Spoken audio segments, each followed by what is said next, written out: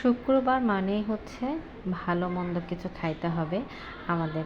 বিশেষ করে বাচ্চাদের জন্য চিকেন। তারা যদি সারা সপ্তাহ চিকেন খায় তারপরেও কি শুক্রবারে চিকেন না হলে আর চলে না। বারবার রান্নাঘরে যায় আর দেখে মা কি রান্না করছে। হ্যালো এভরিওয়ান, আমি আজকে রান্না করছি আমার মাটির হাঁড়িতে চিকেন।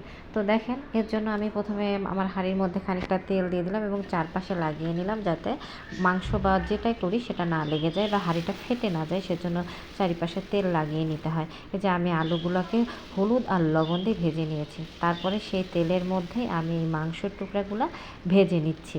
দেখেন খুব সুন্দরভাবে কিন্তু এগুলো ভাজা হচ্ছে, লেগে যাচ্ছে না। যদি আমি প্রথমে দুইটা দিয়ে ট্রাই করলাম যে দেখি লেগে যায় কি না। যাই হোক, আমার মাংসের টুকরাগুলো প্রায় ভাজা ভাজা হয়ে আসছে। দেখতে পাচ্ছেন যে এর থেকে বেশ পানিও ছেড়েছে এবং মাংস থেকে যে তেল ছিল সেই তেলটাও ছেড়ে দেখেন আগের তেলের থেকে বেশি হয়ে গেছে। এই যে আমি মাংসটা নামিয়ে নিয়েছি। এখন আমি মাংসটাকে মেরিনেট করে নেব। এর জন্য আমি 2 চামচ টক দই, 1 চামচ হলুদের গুঁড়া, 1.5 চামচ ধনিয়ার গুঁড়া, 2 চামচ মরিচের গুঁড়া দিয়ে সুন্দর করে মেখে রাখবো। এটা মোটামুটি আধা ঘন্টা মেখে রাখতে পারলে ভালো। যাই হোক, আমি এবার আমার ওই তেলের মধ্যে আর একটু তেল দিয়ে গরম মশলাগুলো দিয়ে দিলাম।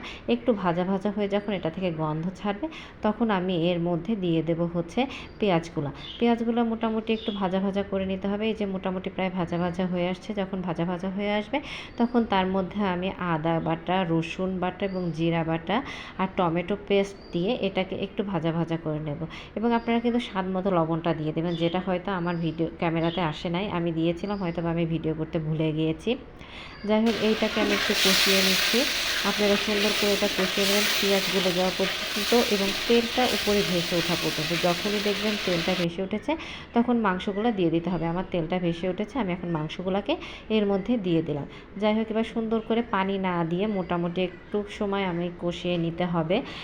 কষিয়ে নেওয়া হয়ে গেলে তারপর একটু একটু করে আপনি পানি মিক্সিং করে ঢাকা দিয়ে রেখে রেখে এটাকে সুন্দর করে কষাতে হবে।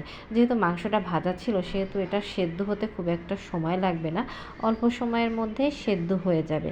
যাই হোক, মোটামুটি দেখেন আমার এই যে মাংসটা প্রায় কষা কষা হয়ে গেছে। এরপর আমি হালকা একটু পানি দিয়ে এটাকে কিছুটা সময় ঢাকা দিয়ে রাখবো। মানে আমি হালকা কিছু ঝোল ঝোল রাখবো, একদম শুকনা শুকনা করবো না। এই যে দেখেন মাংস কিন্তু আমার হয়ে গেছে। আমি এখন প্রায় নামিয়ে নেওয়ার সময় হয়ে গেছে, আর একটু কিছু সময় আমি রেখে আমি এটাকে নামিয়ে ফেলবো।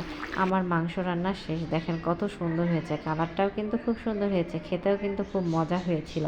আর এই যে পোলাও ছিল সাথে আমাদের, আমরা কিন্তু টেবিলে চলে আসছি, সবাই খাওয়া দাওয়া শুরু করছি। আজকে খাওয়ার সময় কিন্তু আমরা মোটামুটি সবাই খাবারটাকে একটু ডেকোরেশন করে করে নিয়েই খেয়েছিলাম, একটু ব্যতিক্রমভাবে আর কি।